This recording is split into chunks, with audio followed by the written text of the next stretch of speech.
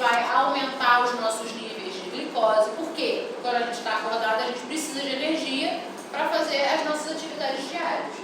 Então, ele está aumentado durante o dia e diminuído durante a noite. Então, essas pessoas que precisam tomar corticoide, elas vão tomar o corticoide o quê? Durante o dia, durante a manhã. Outro risco dessas pessoas, lembra que eu falei que eles aumentam o nível de glicose? Pensa assim, você está comendo, você tem um nível de glicose legal na corrente sanguínea, mas você precisa tomar corticoide por algum motivo. Ele vai aumentar ainda mais a sua fonte de energia e você não vai gastar aquilo tudo. Então, as pessoas que tomam corticoide, elas vão ter o quê? Aumento de peso. Geralmente as pessoas que fazem tratamento com corticoide, elas vão ter aumento de peso. Ela vai ter aumento de peso e vai ter retenção de líquido. A retenção de líquido está mais ligada com a aldosterona. Qual é a função da aldosterona? E os dois trabalham juntos. A aldosterona, ela vai controlar pressão sanguínea. Lembra que a gente falou lá em cardiovascular, lá em circulatório, que se você tem muito líquido na corrente sanguínea, a sua pressão arterial está mais alta. Por quê? Pensa assim, nesse tubo tem que passar uma quantidade de líquido. Esse líquido vai fazer uma pressão nessa parede. Se você tem mais líquido, esse líquido precisa fazer mais força para passar. Então, aumenta a pressão arterial. Se você tem menos líquido, você diminui a pressão arterial. A aldosterona, ela controla a nossa pressão exatamente assim. Por quê? Se a sua pressão está alta, a aldosterona vai estimular a diurese. Ela vai estimular você a urinar para você diminuir o volume e diminuir essa pressão arterial. Se você está com uma baixa pressão, ela vai reter urina. Então, vai segurar o líquido dentro do corpo para aumentar a pressão arterial. Beleza? Dúvidas da aldosterona? E ali eu ainda falo que ela controla eletrólito. Por quê? Quando a gente perde diurese, a gente perde eletrólito. A gente vai perder potássio, a gente vai perder cálcio, a gente perde sódio. Beleza? Dúvidas nessa parte? Falando agora da medula adrenal, que é a parte de dentro dessa glândula, ela vai produzir um hormônio que vai ser essencial para a nossa vida, que vai ser a adrenalina. Lembra que a gente falou lá, simpático e parasimpático? A adrenalina é o principal hormônio que vai estimular o sistema nervoso simpático. Por quê? É a adrenalina que vai lá no coração acelerar batimento, que vai acelerar a respiração, que vai fazer dilatação de pupila. É a adrenalina a principal medicação que a gente vai fazer, por exemplo, numa parada cardíaca. Por quê? Porque você quer estimular esse coração a bater. Então você vai fazer a adrenalina.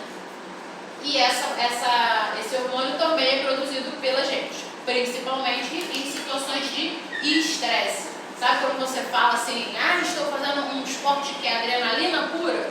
Por quê? É um esporte que vai acelerar seu batimento cardíaco, vai acelerar a respiração, vai fazer aquele frio na barriga, que nada mais é do que uma parada na motilidade intestinal. Ou seja, o seu intestino fala assim, não dá para ir no banheiro agora não, vou segurar aqui. Então dá aquele frio na barriga. Isso tudo é ação da adrenalina. Beleza? A adrenalina vocês vão ver escrito em alguns lugares como epinefrina. É a mesma coisa. É a mesma coisa. Epinefrina.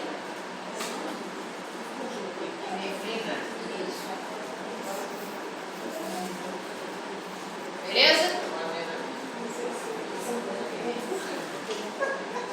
Podemos? Aqui, como eu falei, já falei do cortisol, ele vai aumentar o nível de açúcar, ele vai aumentar a memória e a atenção, porque ele deixa a gente agitada, deixa a gente alerta. ele aumenta a pressão arterial. Então, tá vendo? Já pensou se a gente toma o corticoide ou se a gente libera esse hormônio à noite? Tem como dormir assim? Não. Então, geralmente, as pessoas que têm uma disfunção na liberação do corticoide, elas vão ter um regulamento de sono ineficaz. Vai ser aquela pessoa que vai dormir e não vai descansar, vai acordar várias vezes de madrugada. Quem aqui, que quando dorme, do nada acorda às 3 horas da manhã? Eu, todo dia. É por causa de uma liberação de corticoide que a gente tem.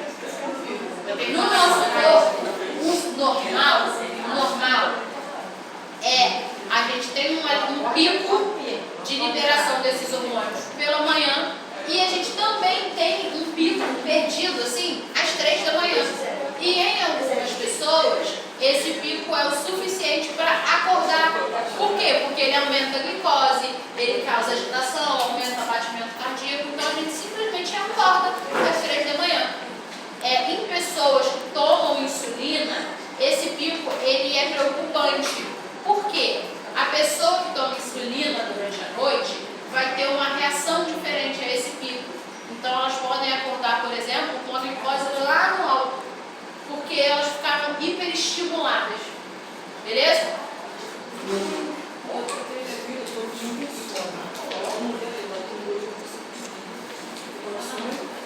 Pode ser, mas a insônia ela pode ter muita função. Pode ser estresse, pode ser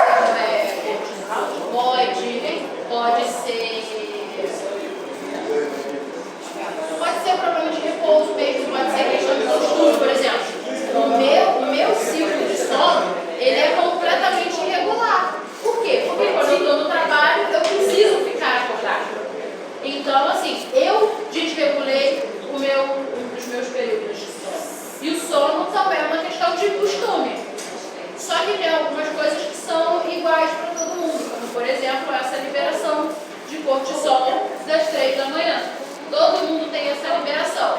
Nem todo mundo acorda, porque tem gente que é mais sensível, mas a maior parte das pessoas acorda.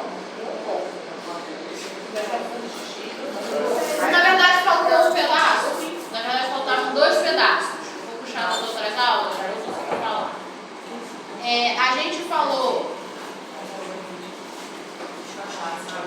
A gente falou lá no sistema reprodutor, a gente falou do ovário e a gente falou dos testículos, lembra? Então, o ovário, ele vai estar, vou falar primeiro da mulher, que a gente já falou que a mulher é mais complicadinha, depois a gente fala do homem. O ovário, ele vai ser principalmente responsável por 2 hormônios femininos, os principais hormônios femininos, que vão ser o estrogênio e a progesterona. Esses hormônios, como a gente falou lá na aula de reprodutor, eles estão intimamente ligados ao ciclo menstrual da mulher e eles também estão intimamente ligados à manutenção de uma gestação. Como a gente falou, o estrogênio e a progesterona, quando eles estão equilibrados, a mulher vai fazendo a maturação do endométrio. O endométrio vai aumentando lá no útero. Quando a gente tem uma queda de progesterona, esse endométrio se desfaz e a mulher menstrua. Quando tem uma implantação de um ovócito lá no útero da mulher, ou seja, quando essa mulher engravida, a gente tem uma manutenção da progesterona, que é para quê? Para ela não perder essa gestação. Então, o principal hormônio responsável por manter uma gestação vai ser a progesterona, beleza? Junto com a prolactina, que vai ser liberada lá pela nossa hipófise, a gente vai ter a produção de leite materno. Então, a progesterona estimula a produção e a prolactina estimula a liberação. Então, tudo na vida da mulher é hormônio, beleza? Nos homens, os hormônios eles também vão estar relacionados com caracteres sexuais. O que são os caracteres sexuais? Antes da menina ter lá a primeira menstruação dela, ela não vai ter os caracteres sexuais. É aquela menina que ainda não desenvolveu mama, ainda não tem pelo pubiano, quê? Porque os níveis hormonais dela, de estrogênio e progesterona, estão todos muito baixinhos. Quando ela tem a primeira menstruação, esses níveis hormonais vão aumentar. Então ela vai começar a desenvolver mama, pelo pubiano e pelo nas axilas, que são os caracteres sexuais, beleza? E vai ter o desenvolvimento também dos nossos órgãos externos. No menino é a mesma coisa. A diferença é que o hormônio do menino vai ser Qual é o principal hormônio do menino? A testosterona. E aí a testosterona também vai estar ligada a caracteres sexuais masculinos. Também tem pelo nas axilas, também tem desenvolvimento de órgãos externos. E nos meninos, principalmente nos meninos, vai ter os desenvolvimentos de pelos na face. E aí o que acontece quando os rapazes falam: quero ficar forte, vou tomar testosterona. Enquanto ele está tomando a testosterona, ele consegue segurar, ele faz um aumento de massa muscular, que também é estimulado pela testosterona. Só que, como ele está tomando a testosterona, o corpo dele entende o quê? Já estou recebendo, não preciso produzir. Então ele vai diminuir a testosterona endógena. E é por isso que às vezes as pessoas de academia que param de tomar bomba de repente, elas podem ter desenvolvimento de mama, pode ter uma afinação da voz, pode ter diminuição de pelos na face, porque ele diminui a quantidade de testosterona endógena, ou seja, a testosterona que é produzida pelo próprio corpo. Beleza? Nas mulheres, principalmente ligado ao cortisol, porque o cortisol também estimula a produção de testosterona. Professora, a mulher produz testosterona? Produz, mas num nível infinitamente menor.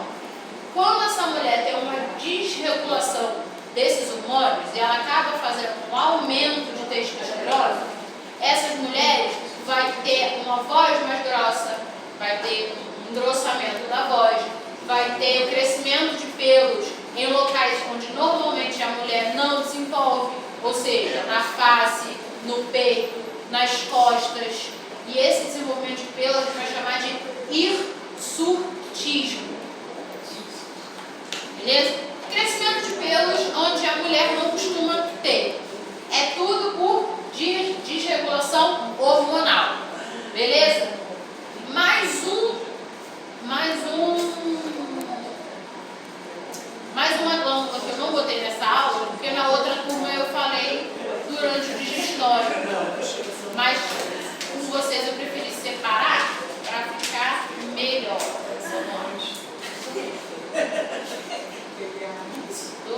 E agora? Olha, digestório.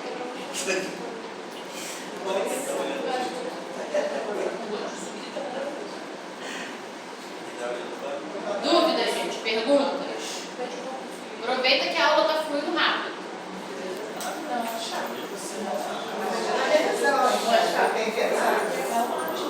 Hoje é o dia para vocês fazerem perguntas.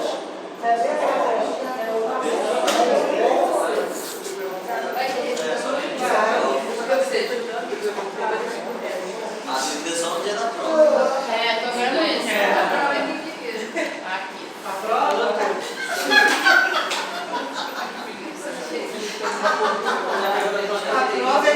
Você não perguntou isso. Ela perguntou isso. Então vamos lá. A próxima glândula que falta falar, só falta essa, hein, gente? Tá acabando cedo. A próxima glândula que falta falar é porque nas outras turmas eu falei da função endócrina dessa célula lá na aula de digestório. Vamos lá? Eu falei da função dessa glândula endócrina lá na aula de digestório.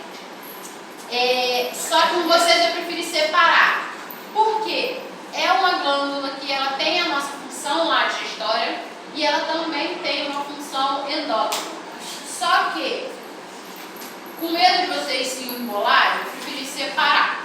Então, lembra lá que a gente falou do pâncreas? Que a gente tem o ducto pancreático, vai liberar suco pancreático lá no intestino, pipipipopopó. Essa glândula, ela tem duas funções. Hoje a gente não vai falar da exócrina, a gente só vai falar da endócrina. A endócrina, ela vai ter dois tipos de células. A célula alfa e a célula beta. A célula alfa, ela vai liberar, vai produzir glucagon. O que é o glucagon? Ele vai ser o hormônio responsável em liberar glicose no sangue. Beleza? Glucagon, glicose no sangue. As células beta, elas vão produzir insulina. E qual é a função da insulina? Tirar a glicose do sangue. Então, a insulina, ela tira a glicose do sangue e leva a glicose para os tecidos. Tira a glicose dos tecidos e bota no sangue o glucagon. Então, elas são opostas. Elas funcionam. Vamos lá. Elas têm trabalhos opostos. Então, vamos lá. O glucagon, ele pega a glicose que está lá no tecido e libera na corrente sanguínea. A insulina faz o contrário. Pega a glicose que está no sangue e leva para os tecidos. Oi? Mais ou menos. Por quê? Porque o trabalho delas ele é complementar. Se você tem uma baixa, se você não está consumindo glicose o suficiente, o glucagon vai lá e vai quebrar, vai fazer o que a gente chama de gliconeogênese, vai quebrar o seu armazenamento de glicose para liberar na corrente sanguínea, para você ter glicose. Esse armazenamento é no fígado. Então, o que ele vai fazer? O glucagon, ele vai pegar a glicose que está armazenada no fígado e vai liberar na corrente sanguínea para você ter fonte de energia. E a insulina, professora? A insulina vai trabalhar quando você come muita glicose e você precisa guardar essa glicose, você precisa usar essa glicose. Então, ela vai estimular a guarda e a utilização da glicose. Ela vai tirar a glicose do sangue. Beleza? Então, eles são complementares. E aí, o que acontece lá no nosso amigo diabético? Vocês sabiam que tem dois tipos de diabetes? A gente tem... na verdade, são 4 tipos de diabetes. A gente tem a diabetes insípidos. A insípidos vai ser um defeito lá na hipófise. Lembra que a gente falou que a hipófise vai entrar em contato lá com a suprarrenal para poder estimular a urina? Na diabetes insípidos, ela vai estimular demais e a pessoa vai ter um excesso de urina.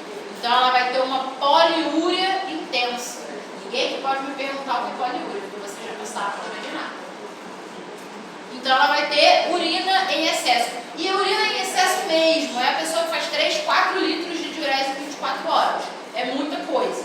E isso é preocupante porque, como eu falei, você perde urina, você perde líquido, então você desidrata e você perde eletrólitos. Então, potássio, que é essencial para a função elétrica cardíaca, você perde, cálcio, então você vai desfazer o osso, porque você está perdendo cálcio enlouquecidamente. Então, diabetes insípidos está relacionada lá com a urina. Diabetes mellitus, a gente tem 3. Mellitus. M-L-L-I-T-U-S.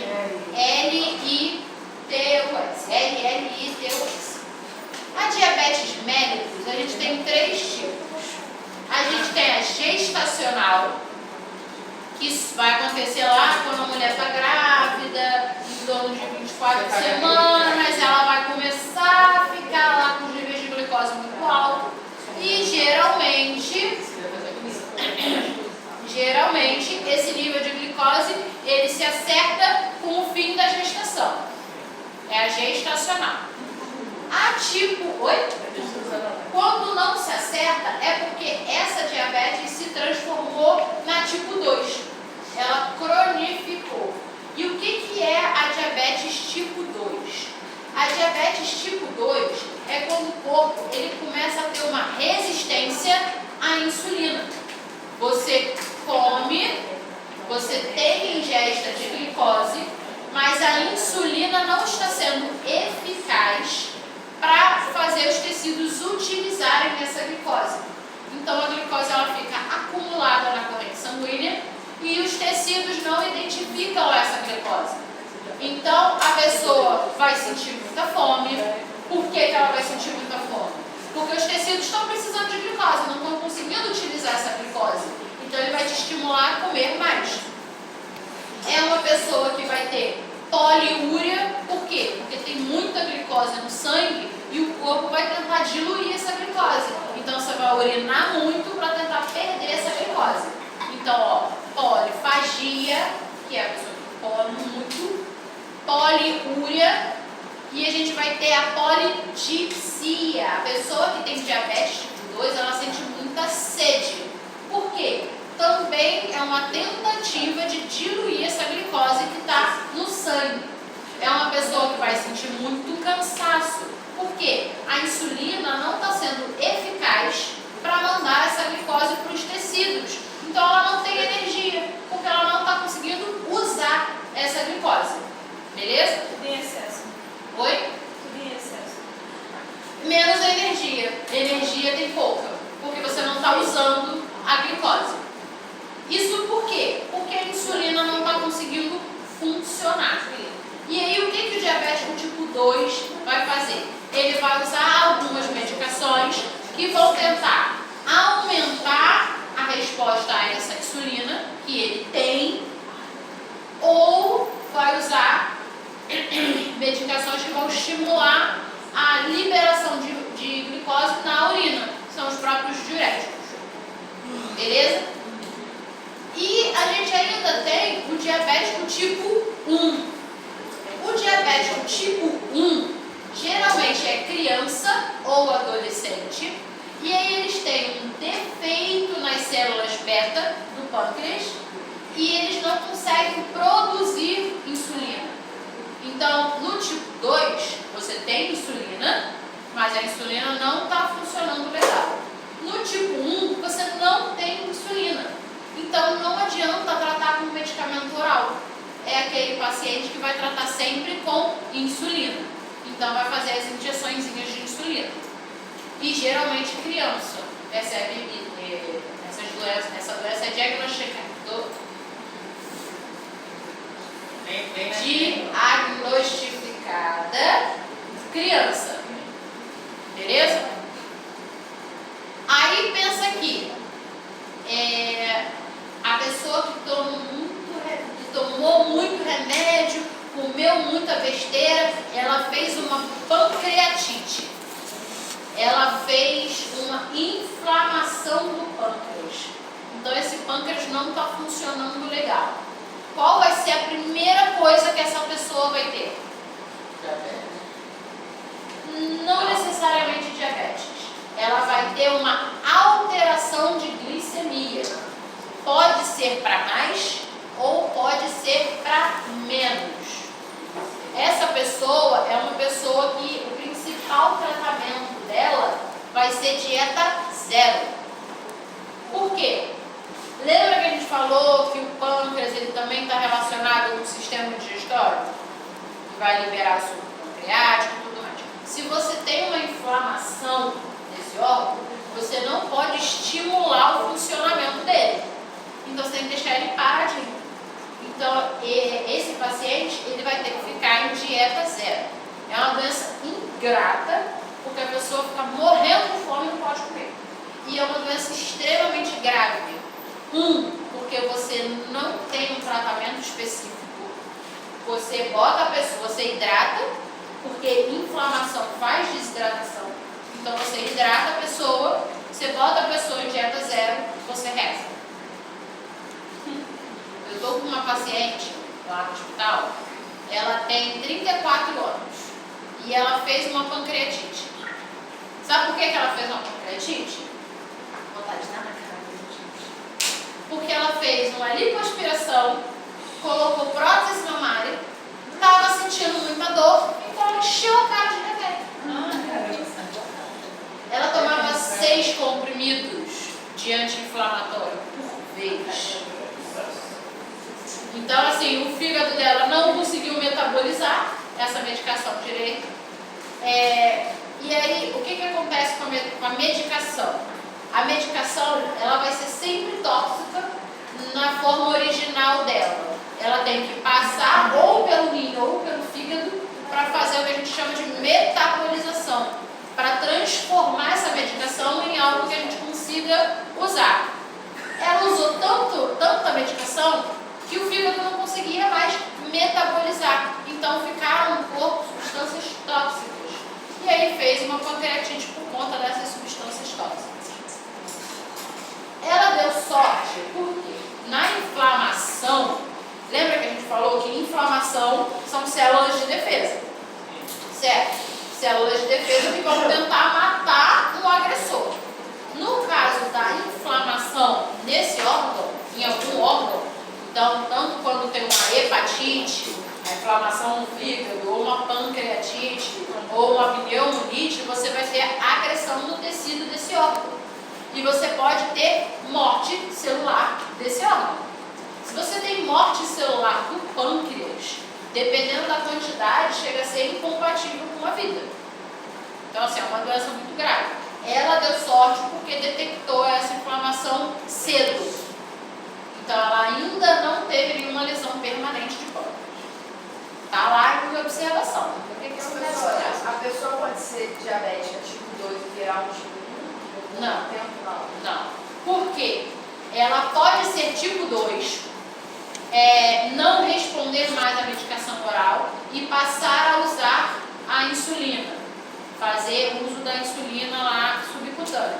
Só que isso não torna ela um tipo 1. Por quê? O tipo 1, ele é uma deficiência estrutural do pâncreas. É uma pessoa que ela tem um defeito na célula. A pessoa que tem o tipo 2 está mais relacionado a estilo de vida. Estilo de vida e propensão genética. O que isso quer dizer? Meu pai teve diabetes tipo 2, minha mãe teve diabetes tipo 2, então eu sou mais propensa a desenvolver. Eu encho a cara de besteira, encho a cara de doce, só como porcaria, não como nada saudável. Você aumenta a quantidade de insulina e sabe assim, quando te contam muita mentira e aí daqui a pouco você não acredita em nada que aquela pessoa fala? Então, a insulina vai sendo usada e daqui a pouco eu vou falar, isso aí pra mim agora não tinha coisa errada. Entendeu? O corpo para de responder à insulina. Mas isso daí não é uma deficiência estrutural. Entendeu? Beleza? Existe algum motivo de dar o câncer de pâncreas? Então, o câncer, ele vai ser sempre uma mutação genética. As células, elas estão sempre se dividindo. Em constante divisão e morte celular. No câncer, tem uma mutação genética, um genezinho minúsculo da célula que muda e ela desativa. Porque as nossas células, elas têm um processo que a gente chama de apoptose, que é uma morte celular programada. Então, todas as nossas células estão programadas para morrer um dia. Na célula cancerígena, ela desliga essa apoptose. Então, ela desliga a apoptose e ela aumenta a divisão celular. Então, ela aumenta de tamanho, vai aumentando de tamanho. São células que não são funcionais, então elas não conseguem exercer o trabalho dela daquele órgão onde ela foi criada, e ao mesmo tempo ela não morre. Então ela vai aumentando e vai fazendo lá que a gente chama de massa, porque é uma massa que não funciona e ainda atrapalha a porção que funciona. Esse é o princípio básico de toda carcinogênese, de toda célula cancerígena. Porém, por que algumas pessoas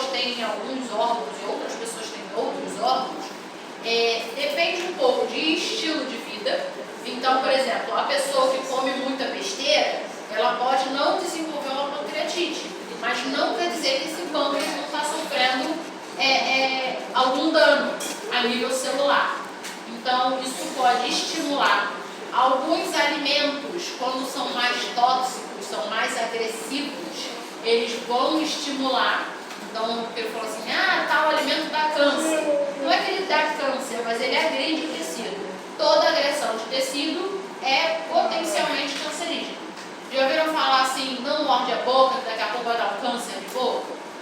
Não é esse exatamente o caminho, mas pensa assim, se você vai fazendo lesão, você está estimulando novas células a crescerem. E se você tem mais células crescendo, você tem mais risco de ter algum defeito nessas células. E alguns cânceres, eles estão ligados a genes que já vêm com a gente.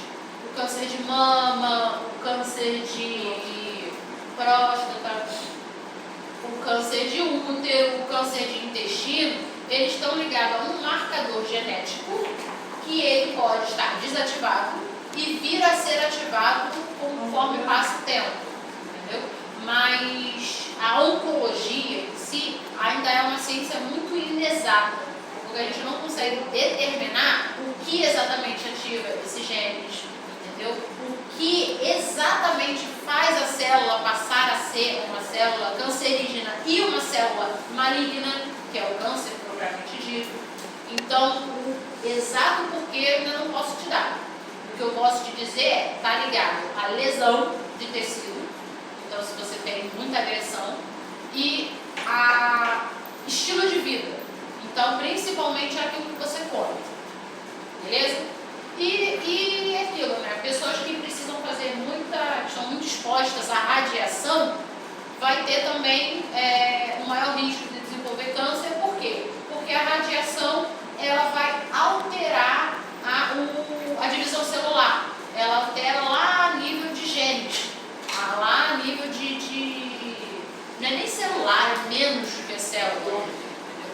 Então ela vai causar microlesões ali e vai ter um risco maior de